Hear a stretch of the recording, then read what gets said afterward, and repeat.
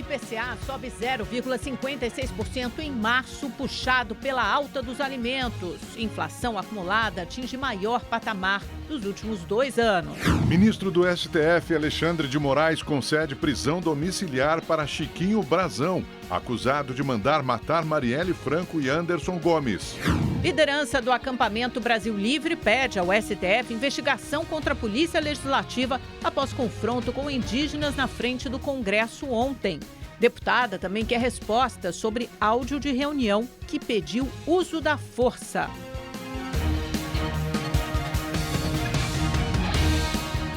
Foram sepultadas hoje as 2 jovens de 18 anos que morreram atropeladas na região do ABC Paulista, na Grande São Paulo.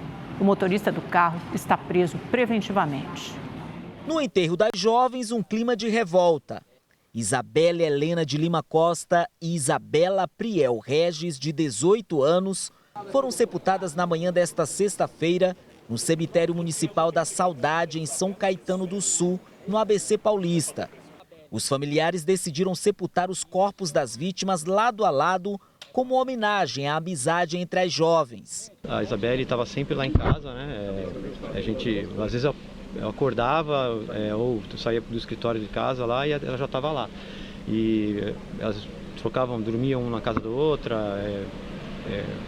dividiam, trocavam roupas, dividiam contas, gostavam de ir para os mesmos lugares para se divertir. Então elas estavam vivendo a vida de adolescente, né? Que elas tinham, de felizes, de adolescentes felizes. Eu conversei com ela domingo, que ela falou: vó, tô com saudade de você. Tô morrendo de saudade de você, vó. E eu falei: eu nem sei quando eu vou aí. Tive que vir às pressas. As 2 amigas foram atropeladas enquanto atravessavam a faixa de pedestre na Avenida Goiás, principal via de São Caetano do Sul. Elas foram arremessadas a mais de 50 metros de distância do ponto onde foram atingidas, indício para a polícia de que o motorista estava em alta velocidade. O estudante de Direito Brendo dos Santos Sampaio, de 26 anos, conduzia o Honda Civic que atingiu as jovens. Ele saía da faculdade, que fica na mesma região do atropelamento. Hoje, a polícia divulgou novas imagens do percurso do condutor antes de atropelar as vítimas. É possível notar que o veículo trafegava em alta velocidade, muito acima da permitida no local, que é de 60 km por hora. Brendo está preso preventivamente no Centro de Detenção Provisória daqui de São Bernardo do Campo, no ABC, e deve responder pelo crime de homicídio com dolo eventual, quando assume o risco de matar. A perícia constatou que no carro dele tem modificações visíveis, como escapamentos esportivos, para aumentar a potência da aceleração. Estamos fazendo o levantamento de mais câmeras, nós estamos levantando mais testemunhas para tentar chegar na conclusão de se havia prática de racha ou não. Mesmo porque o racha é um crime que está descrito no Código de Trânsito brasileiro e prevê uma pena de 5 a 10 anos quando o resultado é morte. Enquanto a polícia conclui o inquérito, as famílias clamam por justiça. Ele destruiu 2 famílias, tá? Eu falo pela outra família, com certeza, 2 famílias foram destruídas. E o que a gente quer é justiça, que ele pague pelo que ele fez. E em Guarulhos, na Grande São Paulo, mais um caso de imprudência no trânsito com morte. O motorista de um carro de luxo de 38 anos foi preso em flagrante após atropelar e matar um pedestre. Segundo a polícia, ele admitiu que bebeu antes do acidente. O repórter David Diogo acompanhou esse caso e tem mais informações ao vivo. Boa noite, David. Que tristeza, né? Começar o Rede TV News assim, com 2 notícias tão trágicas de acidentes no trânsito. Pois é, Amanda, são mortes ceifadas por causa da imprudência no trânsito, exatamente isso. Boa noite a você, Augusto, boa noite a todos. Eric Rodrigo Batista se recusou a fazer o teste do bafômetro e, segundo as autoridades, fugiu sem prestar socorro à vítima. Ele é sócio de uma empresa de publicidade em Guarulhos. Ele prestou depoimento, passou por audiência de custódia e foi decretada a prisão preventiva. Tudo foi registrado por câmera de segurança. O atropelamento aconteceu em uma das principais avenidas da cidade, a Tiradentes. Segundo testemunhas, o motorista estava ali no carro em uma alta velocidade, inclusive muito acima do que é permitida na via, quando perdeu o controle do veículo e atingiu a vítima na calçada. Ao chegar ao local, os policiais encontraram Cristiano Almeida da Cruz já sem vida. A equipe do Serviço de Atendimento Móvel de Urgência, o SAMU, constataram a morte no local. Após diligências, o motorista foi localizado e detido. Questionado pelos PMs sobre o motivo dele fugir ali do local, Eric disse que teve essa atitude por consumir bebidas alcoólicas. Postagens nas redes sociais feitas pelo próprio Eric horas antes do atropelamento mostram ele bebendo com os amigos. A perícia foi acionada e Eric vai responder pelos crimes de omissão de socorro, embriaguez ao volante e homicídio. Augusto, Amanda. Obrigado, David. A gente tem aqui imagens de um acidente. Um casal ficou ferido essa madrugada depois que o carro de luxo em que estava atingiu o muro de uma casa em Belo Horizonte. A imagem de uma câmera de segurança mostrou o momento em que o motorista do BMW atravessou a rua e bateu com violência no imóvel. O homem e a mulher estavam sem o cinto de segurança. Foram socorridos e, por sorte, não tiveram ferimentos graves. A Polícia Civil vai investigar o que causou o acidente. 3 pessoas morreram em mais um grave acidente envolvendo um ônibus de turismo em Minas Gerais. O veículo bateu de frente com um carro de passeio. Um bebê foi resgatado e está em estado grave. Nas imagens dá para ver que havia neblina no trecho da BR-040, próximo a Curvelo, na hora do acidente na manhã de hoje. De acordo com os bombeiros, o motorista do ônibus morreu na hora. Os 29 passageiros tiveram apenas ferimentos leves. No carro de passeio estava uma família. O motorista e a mulher morreram no local. O bebê que estava na cadeirinha foi levado em estado grave para o hospital. O ônibus havia saído de Brasília e tinha como destino Belo Horizonte. Em nota, a empresa do ônibus afirmou que o carro entrou na contramão e que presta toda a assistência à família do motorista.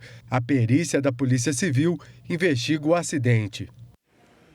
No Rio de Janeiro, 8 ônibus foram sequestrados hoje em mais um protesto. A ação, desta vez, foi em represália à morte de um entregador na Zona Norte. Passageiros de ônibus que circulavam entre os bairros de Quintino e Piedade, na Zona Norte, ficaram apreensivos. Pediram para atravessar na nossa frente, ó. E aí, agora? A ônibus está atravessada na frente da gente. 8 ônibus foram sequestrados e atravessados na rua, bloqueando a passagem. Este motorista teve que deixar o coletivo. Não falaram nada, atravessa o carro e me dá a chave. A ação foi em represália à morte do entregador Luan Vilela Pereira da Silva, de 31 anos. Ele estava a caminho da casa de uma cliente quando foi abordado por criminosos. Ele saindo da moto, a moto caiu. Quando ele abaixou para pegar a moto, os bandidos deram um tiro nas costas dele e meu irmão foi assassinado. A nossa vida acabou, destruíram a nossa vida. Eu não sei como é que vai ser daqui para frente, o que pensar, o que fazer, eu não sei. Ontem, 7 ônibus foram sequestrados em outra ação criminosa em bairros da Zona Norte. 6 deles na Pavuna, onde policiais que faziam uma operação no complexo do Chapadão entraram em confronto com criminosos. 2 suspeitos foram baleados e 1 preso. Em retaliação, outros criminosos ordenaram o sequestro dos ônibus para dificultar a ação da polícia. A Justiça do Rio de Janeiro começou hoje a ouvir as testemunhas no caso do noivo atropelado e morto após se casar. Esse caso aconteceu em julho do ano passado no Recreio dos Bandeirantes, que fica na zona oeste da cidade. É o repórter Tony Vendramini quem traz as informações. Oi, boa noite, Tony. Algumas testemunhas começaram a serem ouvidas hoje, não todas, né, mas algumas. Nos conte o que aconteceu até agora.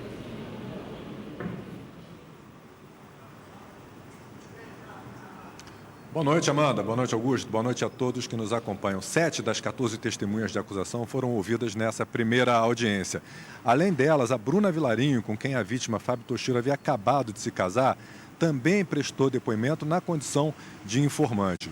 O réu, o influenciador digital Vitor Bellarmino, que está foragido, não compareceu. A defesa chegou a pedir que ele acompanhasse a audiência por videoconferência, mas esse pedido foi negado. O Vitor dirigia um carro conversível acompanhado de 5 mulheres. A perícia apontou que ele estava a velocidades que variavam entre 109 e 160 km por hora, muito acima do permitido para a via, que era de 70 km por hora. O carro do influenciador também tinha manchas de vinho e taças quebradas. Ao final da audiência, a assistência de acusação, constituída pela advogada da família da vítima, pediu que as 5 mulheres sejam ouvidas como informantes. Elas também são réis no processo por omissão de socorro. A próxima audiência foi marcada para o dia 9 de maio. Amanda, Augusto. Obrigado, Tony. A Polícia Militar prendeu em Campinas, interior de São Paulo, um homem de 36 anos que confessou ter participado do ataque a uma agência bancária de Guaxupé, em Minas Gerais, na madrugada de terça-feira. O suspeito confessou que tinha a função de olheiro da quadrilha e que receberia R$6 mil pela ação. Pelo menos 15 criminosos armados com fuzis dispararam contra uma agência bancária, uma base da GCM e o quartel da Polícia Militar. Um soldado ficou ferido. Os bandidos fugiram em 5 veículos e foram abandonados numa área rural de Guaxupé. Até agora, 3 suspeitos foram presos.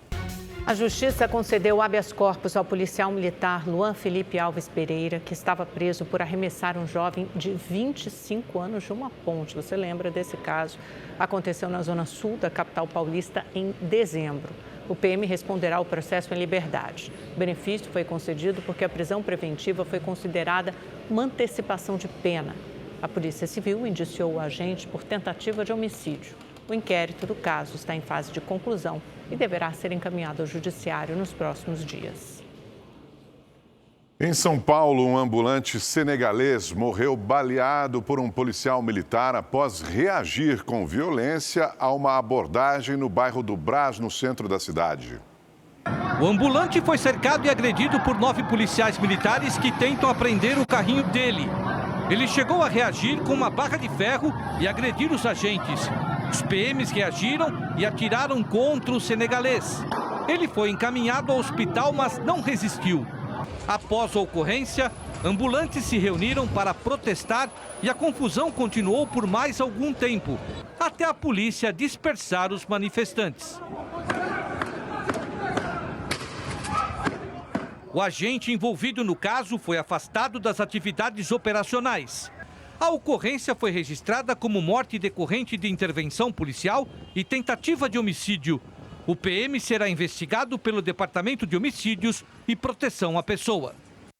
Gente, é muito difícil você imaginar que tantos PMs, todos aqueles com coletes amarelos, não conseguissem conter uma pessoa, por mais que tivesse tido uma reação violenta com uma barra de ferro, não conseguissem ter outra atitude a não ser atirar contra ela. Quer dizer, tantos PMs juntos não conseguem, de alguma forma, isolar aquele homem que teve um ataque violento e acabaram matando esse imigrante senegalês, um comerciante, numa rua de comércio popular em São Paulo.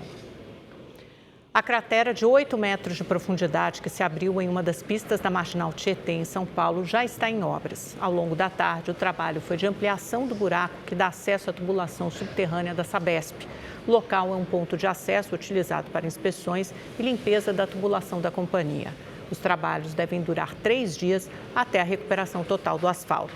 A pista de transição entre as faixas central e local permanecerá interditada no sentido da rodovia Castelo Branco nesse final de semana. Vamos agora saber da previsão do tempo para todo o Brasil com Igor Silveira. Boa noite para você, Igor. Conta pra gente como é que vai ser o final de semana. Vamos lá, boa noite, Augusto, boa noite, Amanda. Boa noite para você que está em casa. Durante o fim de semana, a gente tem bastante instabilidade espalhada em grande parte do país, principalmente na região norte, em todo o centro-oeste. No centro-sul do país ainda tem previsão de chuva. Essa chuva acontece tanto no sábado quanto no domingo. No domingo ela pode ser mais forte no Paraná, Santa Catarina e também no Rio Grande do Sul. Agora, em São Paulo, amanhã o sol aparece, as temperaturas devem chegar na casa dos 25 graus e não tem previsão de chuva.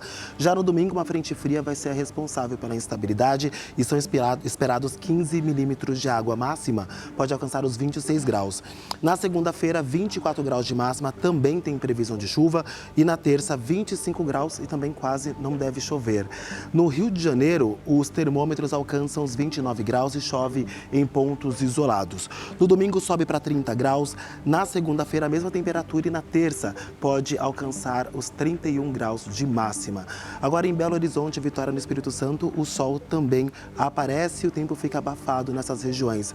No Nordeste, tem previsão de chuva a qualquer hora do dia, como a gente observa aqui no mapa, está bem escuro, viu? Mas as temperaturas nessas regiões ainda continuam altas, máxima chegando a 31 graus em Fortaleza, 29 em Salvador. No centro do país, as máximas devem chegar à casa dos 32 graus e no sul não passam dos 27 graus durante o fim de semana. Bom final de semana para todo mundo. Amanda, Augusto. Fim de semana de solzinho gostoso nesse outono, né, Igor? Vai da praia. Obrigada. O estado de São Paulo registrou um aumento de 89% no número de internações por dengue em hospitais privados nos últimos meses. Em 3 anos, a Luana pegou dengue 4 vezes. A última foi em fevereiro. Ela descobriu a doença após fazer o teste com o filho, que também estava com o vírus. Como a gente mora no mesmo lugar, eu falei, eu vou fazer também. Mas não que eu estava ruim como ele, né? Só estava sentindo umas dores no corpo. E aí o meu deu positivo também. Eu falei, moça, não é possível. Ela falou assim, deu positivo. Eu falei, gente, quarta vez que eu tô pegando dengue. Ela não precisou ficar internada, mas teve muito medo de contrair a forma mais grave da doença. A segunda vez que eu peguei, na verdade, eu já tive esse medo, né? Eu falei assim, meu Deus, segunda vez eu vou ter a hemorrágica. Mas graças a Deus eu não tive complicação, não precisei ficar internada, não precisei ficar em observação. Eu me recuperei em casa mesmo. Uma pesquisa realizada recentemente pelo Sindicato dos Hospitais, Clínicas e Laboratórios do Estado de São Paulo revelou que 89% dos hospitais paulistas registram um aumento de internações por dengue na comparação entre janeiro e abril. O levantamento ouviu 97 hospitais privados, sendo 65% da capital e Grande São Paulo e 35% do interior. Outro dado que a pesquisa chama atenção é o aumento de internações em leitos de UTI. No levantamento realizado em janeiro, 31% dos hospitais verificaram um acréscimo. Já na última pesquisa realizada entre março e abril, 76% dos hospitais verificaram o crescimento. Além disso, o tempo médio em que os pacientes precisaram ficar internados em UTI também aumentou. A dengue segue avançando pelo estado de São Paulo. Em 2025, já são mais de 445 mil casos confirmados e 450 mortes pela doença. A vacina contra a dengue está disponível na rede pública de saúde para crianças e adolescentes de 10 a 14 anos. Ela pode prevenir casos graves da doença. Este infectologista ressalta a importância de ficar atento aos sintomas e aos sinais de alerta. Quando você está com uma suspeita de dengue, começa a ter vômitos importantes, tontura, mal-estar, está urinando pouco, não consegue se hidratar, é muito importante que a pessoa procure imediatamente o serviço de saúde, porque isso é chamado sinal de alarme. Mais um grupo de brasileiros deportados dos Estados Unidos desembarcou em Fortaleza e na região metropolitana de Belo Horizonte. O avião fretado pelo governo dos Estados Unidos pousou no aeroporto de Fortaleza pouco depois das 9 da manhã, com 96 deportados. Uma criança, um adolescente, 3 idosos, cerca de 83% homens, 14% mulheres e 2 núcleos familiares. Um dos passageiros foi preso pela Polícia Federal. Ele tinha um mandado de prisão em aberto pelo crime de roubo no Paraná. No total, 21 pessoas desembarcaram na capital cearense. Muitos mostraram e mostram ainda os pulsos ainda arranhados, com marcas. Eles têm a corrente na cintura e a corrente nos pés. Os outros 75 repatriados seguiram viagem em um avião da Força Aérea Brasileira até o aeroporto de Confins, na região metropolitana de Belo Horizonte. Igor é de Cuiabá, capital do Mato Grosso, gastou cerca de R$100 mil para entrar ilegalmente nos Estados Unidos e estava preso desde outubro do ano passado. Passei os piores dias da minha vida naquela cadeia daquele lugar. Lugar dos infernos. A gente é tratado igual cachorro. A comida nem os nossos cachorros aqui comem. Paulo passou 15 anos nos Estados Unidos e foi preso junto com a esposa. E eles estão segurando ela. Ela já assinou carta de deportação. correto? E ela está ainda presa, ela era para ter vindo nesse voo. Esse é o 6º voo com brasileiros deportados dos Estados Unidos desde que o presidente Donald Trump assumiu o comando do país em janeiro. Nos últimos 3 meses, 690 pessoas em situação irregular foram repatriadas. Os brasileiros são recebidos em um posto de atendimento humanizado, com alimentação e kits de higiene, atendimento de saúde e suporte psicossocial e apoio logístico para deslocamento até as cidades de origem. A orientação do presidente Lula é de um acolhimento integral, desde a regularização da entrada deles no país, lá em Fortaleza. Para a maioria, o sentimento na volta ao Brasil é de alívio. O Igor fez até uma música para alertar as pessoas sobre o risco de viajar para os Estados Unidos sem o visto no passaporte. Eu perdi minha família, meu dinheiro e quase um ano. Eu vou passar a visão, esse sonho não é bom. Se eu puder dar um conselho, não sai do nosso Brasil não, porque o Brasil é muito bom, é muito bom, é muito bom. Olha, o ministro Alexandre de Moraes autorizou que o deputado federal Chiquinho Brazão, acusado de ser um dos mandantes no assassinato da vereadora Marielle Franco e do motorista dela, seja transferido para a prisão domiciliar. O repórter Rafael Felitti está ao vivo em Brasília e traz todas as informações para a gente, né, Rafael? As razões para essa liberação, o porquê e as condições também, né? Boa noite para você. Boa noite, Augusto. Boa noite, Amanda, e a todos que nos acompanham aqui no Rede TV News. O Chiquinho Brazão está preso preventivamente na penitenciária federal de Campo Grande, Mato Grosso do Sul, e está liberado para deixar a unidade e ir para casa com uso de tornozeleira eletrônica. Além do monitoramento, essa decisão também prevê que Chiquinho Brazão fique proibido de usar redes sociais, fique proibido também de conceder entrevistas e também de receber visitas ou entrar em contato com outros investigados no caso Marielle. A decisão levou em consideração o estado de saúde do deputado. Os advogados alegaram que ele tem alguns problemas de saúde, como diabetes, problemas no coração e também insuficiência renal. Um relatório médico apresentado pela defesa diz que ele tem grandes chances de sofrer um mal súbito com risco elevado de morte. Chiquinho, o irmão dele, Domingos Brazão, e o delegado Rivaldo Barbosa foram presos em março do ano passado, acusados de planejar o assassinato da vereadora Marielle Franco. Ela e o motorista Anderson Gomes foram mortos em 2018 a tiros em uma emboscada. Vale lembrar que, além da ação penal no Supremo, Chiquinho Brazão também é alvo de um processo de cassação de mandato na Câmara dos Deputados. O Conselho de Ética, em agosto do ano passado, inclusive, aprovou um relatório recomendando a perda do mandato de Chiquinho Brazão. Voltamos aos estúdios. Muito obrigada, Rafael. Nós mostramos na edição de ontem aqui do Rede TV News um confronto da Força de Segurança do Congresso Nacional com indígenas. E hoje a deputada federal Célia Chacriabá, do PSOL de Minas Gerais, pediu ao Supremo Tribunal Federal uma investigação contra a Polícia Legislativa. A parlamentar acusa a polícia de truculência. A confusão começou por volta das 6 da tarde, quando uma parte dos indígenas avançou rumo ao Congresso, onde havia uma barreira policial. A Polícia Legislativa, responsável pela segurança do parlamento, reagiu com bombas de efeito moral.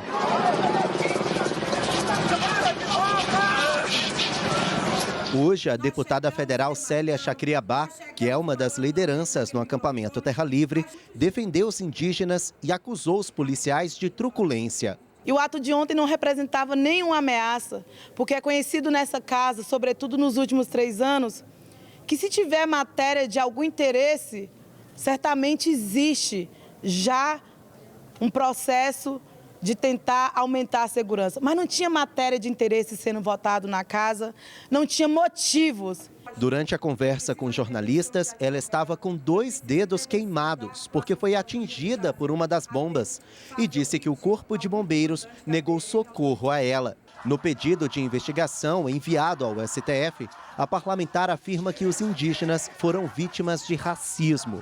Como se não respeitasse meu espaço institucional e me colocasse apenas no lugar preconcebido que historicamente do racismo é colocado. A deputada também pediu investigação de um áudio vazado durante uma reunião da Secretaria de Segurança Pública do Distrito Federal, que ocorreu após a confusão.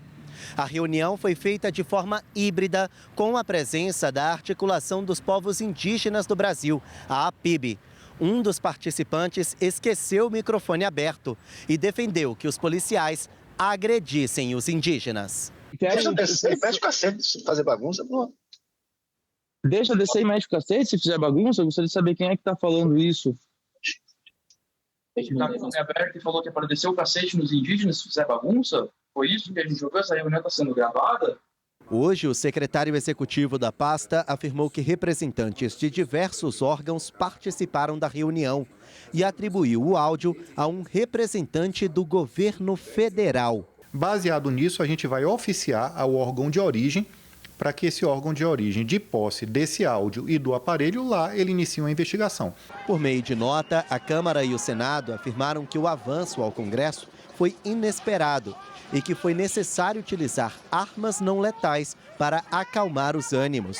As duas casas também ressaltaram que respeitam os povos originários. A linha foi ultrapassada, foi dito que não poderia ser passado ali daquela linha, e você viu que eles avançaram, furaram outra linha ali das bandeiras. Algumas pessoas, inclusive, ingressaram no gradil do Congresso Nacional. Eles não poderiam ter feito isso, e a partir do momento que eles ingressaram, teve uma reação. Nossa produção procurou o governo federal através da Secretaria de Comunicação e a Polícia Militar do Distrito Federal, mas não obtivemos resposta. O vice-presidente da República e ministro do Desenvolvimento, Indústria, Comércio e Serviço, Geraldo Alckmin, fez uma videoconferência com o ministro do Comércio da China, Wang Wentao, para falar das alterações tarifárias no cenário internacional. A reunião foi a pedido da China. O vice-presidente e o ministro chinês falaram da cooperação econômica e comercial entre os dois países. Em nota, Alckmin afirmou que os dois concordaram em defender o multilateralismo e fortalecer a Organização Mundial do Comércio. Em março, a inflação chegou a 0,56%, maior índice para o mês em 2 anos. E a alta nos preços dos alimentos continua sendo o principal responsável. Só o tão apreciado cafezinho está quase 80% mais caro nos últimos 12 meses.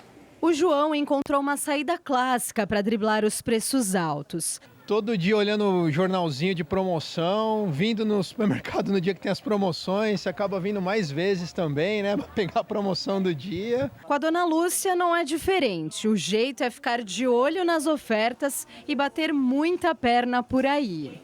O jornalzinho tá aqui. E dá-lhe perna, e dá-lhe jornalzinho, e dá-lhe WhatsApp. Todo esse esforço não é à toa. A inflação sempre pesa no bolso. Em março, o IPCA ficou em 0,56%. A grande vilã, a alimentação.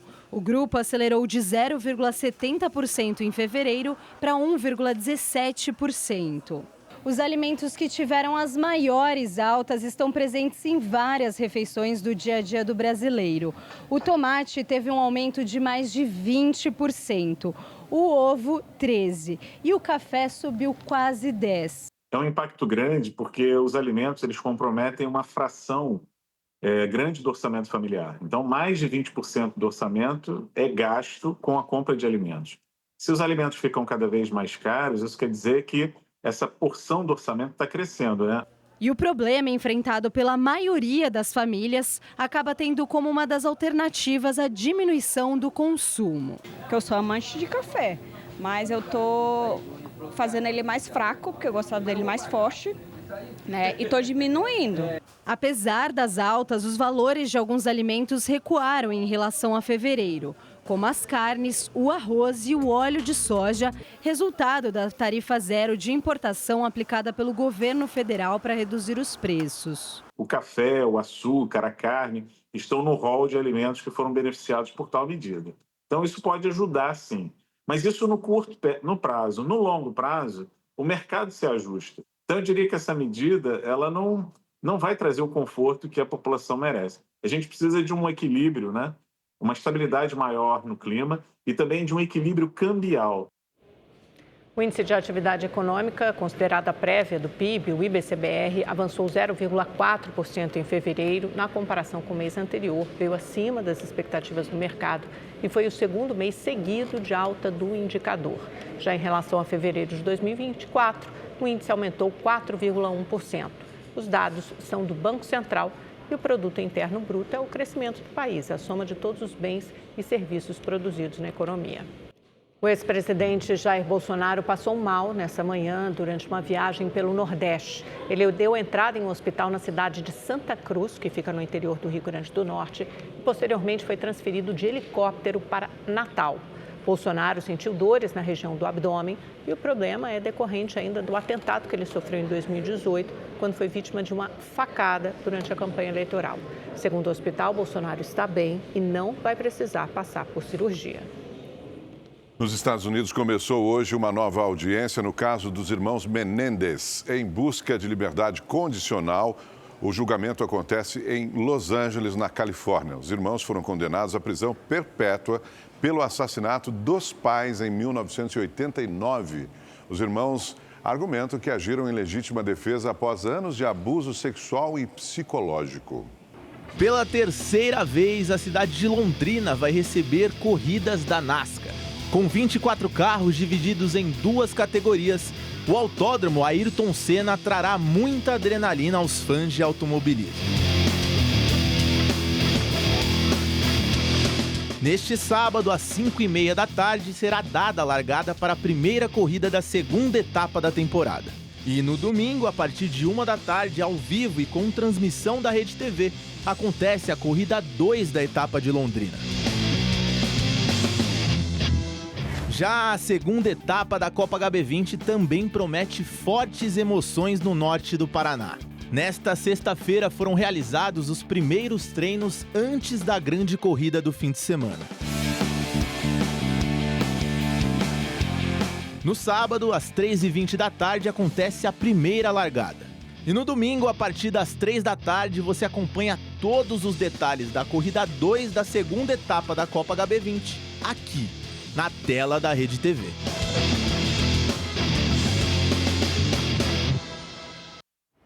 Olha, gente, aqui no nosso telão de novo, NASCAR no domingo, 1h da tarde, Copa Hyundai HB20, às 15, também conhecido como 3 da tarde. É isso, Augusto, é isso, Amanda. Boa noite a todos. Arrasou, tem muita programação para o fim de semana. Obrigada, Rafa. Valeu. Obrigado, Rafa. A qualidade dos cursos de medicina piorou nos últimos anos. É o que mostra o resultado do ENAD, o Exame Nacional de Desempenho dos Estudantes. Foram avaliados 6 cursos da área de tecnologia, 10 da área da saúde e 12 da área de engenharias e arquitetura e urbanismo. O foco principal foram os resultados dos cursos da área da saúde. Em medicina, o país apresentou pior em relação à última avaliação, feita em 2019. Mesmo assim, a área apresentou os melhores resultados do ENAD. Em 2023, 80% dos cursos de medicina tiveram notas a partir de 3, resultado considerado satisfatório. Em 2019, esse índice foi alcançado por 87% dos cursos. Foram avaliados 309 cursos de medicina, sendo 196 privados. Entre as faculdades particulares, as notas baixas alcançaram 28% e nas públicas, 6%. Já os cursos como biomedicina e engenharia mecânica tiveram os índices mais baixos, 48% e 51%, respectivamente. O ENAD também revelou que 1 a cada 2 alunos de cursos à distância não atingiu nota satisfatória. Nos cursos presenciais, essa relação foi de 1 a cada 3 alunos. Os estudantes que receberam auxílios como moradia e alimentação tiraram notas maiores no exame. Outro dado que chama atenção é que dos 28 cursos avaliados, em 20, a média da nota de quem recebia algum tipo de auxílio do governo, como moradia e alimentação, foi superior à de quem não recebe.